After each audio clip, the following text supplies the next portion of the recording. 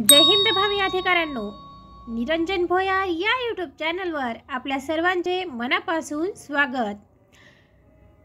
आज आपण 15 जानेवारी 2024 या दिवशीचे चालू घडामोडीवरील अत्यंत महत्त्वाचे प्रश्न येथे बघणार आहोत। निरंजन भोयार या यूट्यूब चॅनलवर आपल्याला इंग्रजी व्याकरण, मराठी व्याकरण, जनरल स्टडीज, चालू घडामोडी, गणित व बुद्धिमत्ता इत्यादी विषयावर मार्गदर्शन केले जाते। व्हिडिओ जर आवडला तर नक्कीच चॅनलला लाईक करा, शेअर करा आणि सबस्क्राईब करायला मात्र विसरू नका।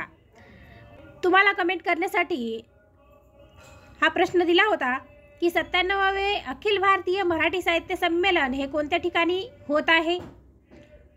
तर आशा आहे की तुम्ही हा प्रश्न सोडवला असेल।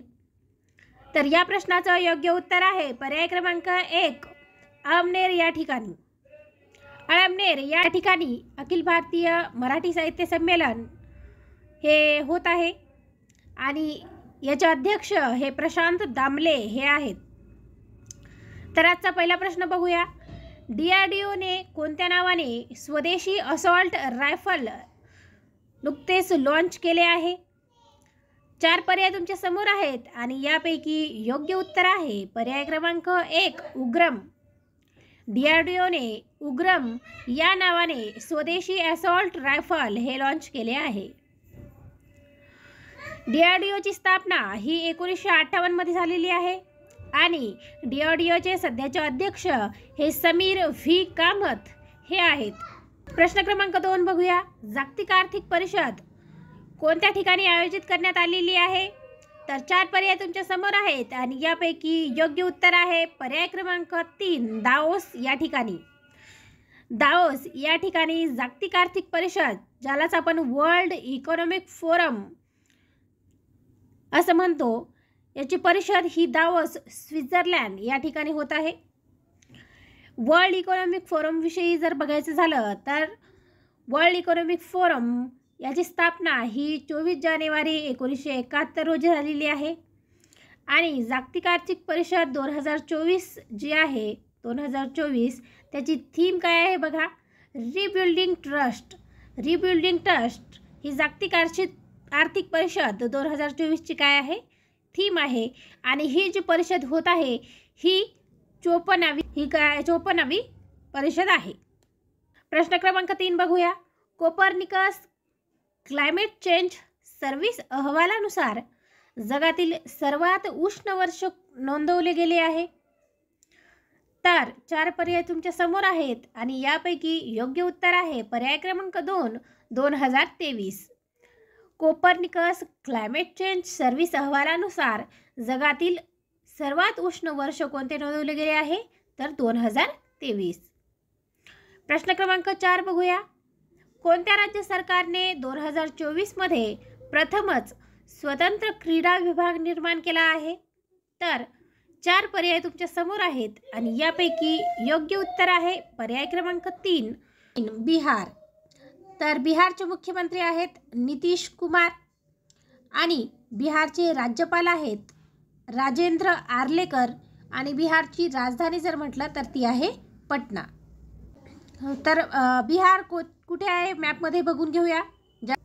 तर बघा, हा आहे बिहार, इथे तुम्हाला दिसत असेल मॅपमध्ये बिहार आणि बिहारची राजधानी काय आहे, पटना ही बिहारची राजधानी आहे। प्रश्न क्रमांक 5 बघूया। भारतीय सैन्य दिवस हा केव्हा साजरा केला जातो।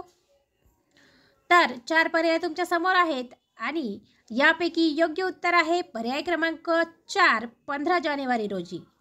15 जानेवारी रोजी भारतीय सैन्य दिवस हा साजरा केला जातो।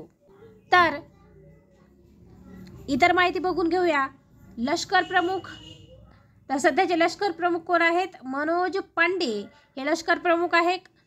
आर हरिकुमार हे नौदल प्रमुख आहेत आणि विवेक राम चौधरी हे वायुदल प्रमुख आहेत। प्रश्न क्रमांक 6 बघूया। इस्रायलवर पॅलेस्टिनींचा नरसंहार केल्याचा आरोप करून आंतरराष्ट्रीय न्यायालयात अलीकडे कोणी खटला दाखल केला आहे। तर या प्रश्नाचं योग्य उत्तर आहे पर्याय क्रमांक 2, दक्षिण आफ्रिका। इस्रायलवर पॅलेस्टिनींचा नरसंहार केल्याचा आरोप करून आंतरराष्ट्रीय न्यायालयामध्ये दक्षिण आफ्रिका या देशाने आंतरराष्ट्रीय न्यायालयामध्ये काय खटला दाखल केलेला आहे. दक्षिण आफ्रिकेचे अध्यक्ष जर आपण बघितले तर ते कोण आहेत? Cyril Ramaphosa. सिरिल रामफोसा हे दक्षिण आफ्रिकेचे काय आहेत? अध्यक्ष आहेत. दक्षिण आफ्रिकेची राजधानी आहे केपटाऊन आणि तिथले चलन आहे दक्षिण आफ्रिकन रँड. प्रश्न क्रमांक 7 बघूया. स्वच्छ शहर सर्वेक्षण 2023 मध्ये भारतातील सर्वात घाणेरडे शहर कोणते ठरले आहे? तर 4 पर्याय तुमच्या समोर आहेत आणि यापैकी योग्य उत्तर आहे पर्याय क्रमांक 1 हावडा. हावडा हे जे शहर आहे हे पश्चिम बंगालमध्ये आलं आहे आणि हे स्वच्छ शहर सर्वेक्षण 2023 मध्ये भारतातील सर्वात घाणेरडे शहर ठरले आहे. प्रश्न क्रमांक 8 बघूया. नोवाक जोकोविच हा कोणत्या खेळाडू आहे? तर 4 पर्याय तुमच्या समोर आहेत आणि यापैकी योग्य उत्तर आहे पर्याय क्रमांक 1 टेनिस.